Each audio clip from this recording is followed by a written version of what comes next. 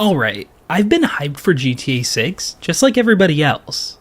But today, we're doing something different. We're not talking about leaks, we're not talking about the release window, we're not even talking about when Trailer 2 might drop. Today, I'm talking about one thing that's been bothering me for the past 5 years. The thing that, in my opinion, could shape GTA 6 more than any new engine, map, or marketing strategy. And it all goes back to a single moment in 2020. When Dan Houser left Rockstar. Now, before we dive in, quick reminder, over 70% of you watching right now aren't subscribed. If you care about GTA 6 like I do, hit that like button, subscribe, and turn on notifications.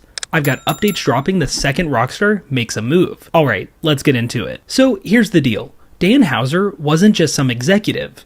He was the creative voice behind GTA. He co-founded Rockstar with his brother Sam. He was a lead writer on every major GTA game, and both Red Dead Redemption titles. This is the guy who helped name the series, shaped its tone, and gave it that razor-sharp edge we all love.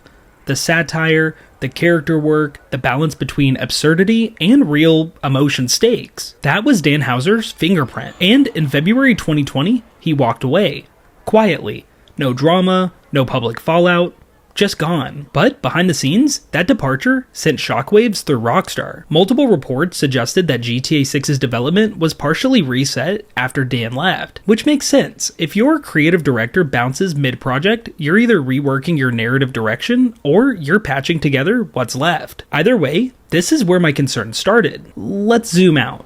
Dan Houser wasn't just a writer. He was the narrative voice of Rockstar. Whether it was Tommy Vercetti in Vice City, CJ in San Andreas, Nico in GTA 4, or Arthur Morgan in RDR2. All of those stories shared a unifying tone. Biting, emotional, sometimes hilarious, and always critical. That's the legacy fans are hoping to see continue in GTA 6. But the truth is, we don't know how much of GTA 6 Houser actually worked on. Some say he left just after the initial story outline. Others believe he helped with early world building. Unless Rockstar confirms it, we're kinda left guessing. So let's look at what has actually been confirmed. After leaving Rockstar, Dan started Absurd Ventures, a new studio with an entirely different vibe. Their first release was a podcast series. Now they're developing comics, cartoons, and 2 games inside of something they're calling the Absurdiverse. Translation? Dan is moving on, and GTA 6 will have to move forward without him. Now, this is where I want to be fair.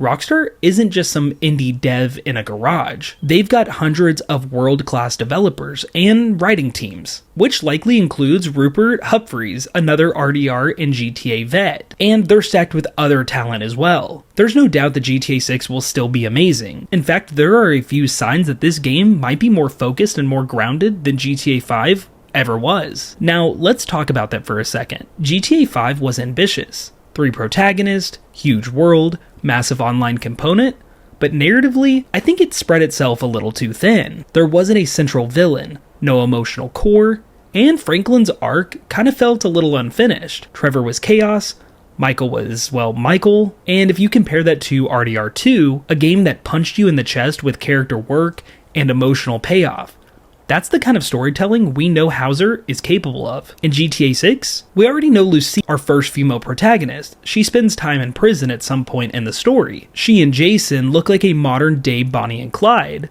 That alone tells me this game might go back to simple, character-driven storytelling, and that's a very good thing. Let's be real. Even without Houser, Rockstar still knows how to build worlds. And if GTA 6 leans hard into Vice City, social media satire, and that influencer Florida chaos energy we saw in Trailer 1, it's going to feel incredibly fresh. Add that to gameplay rumors, more immersive police systems, AI-driven NPC memory, seamless animations thanks to new patents, and this might be the most mechanically advanced open world Rockstar has ever built. Story aside, GTA 6 could still push the industry forward in terms of systems, interactivity, and player freedom, but storytelling is where this franchise made its name. And without Dan Houser's voice, I just hope GTA 6 doesn't lose what made it special in the first place. Here's why this matters. The longer Rockstar stays silent, no trailers, no blog posts, no dev interviews, the more fans are left to fill in the blanks, and that vacuum leads to expectations. Big ones. The bar isn't just making a good game. The bar is making the best GTA game of all time. without the guy who wrote the best GTA games of all time. That's a heavy load to carry. And while I want to believe in the new team, I also can't ignore what Dan Houser brought to the table. Rockstar's voice was his voice for nearly 20 years. So yeah, I'm a little concerned.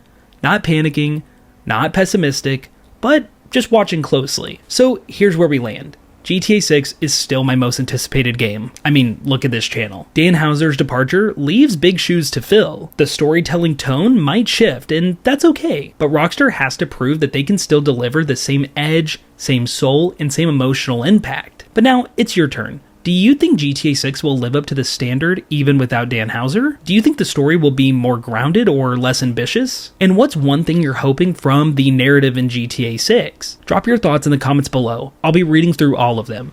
And if you're as locked in as I am, make sure to hit that like button, subscribe, and turn on notifications. Because when Trailer 2 drops, you already know I'm breaking down every frame. Alright, thank you so much for watching. I'll catch you in the next one.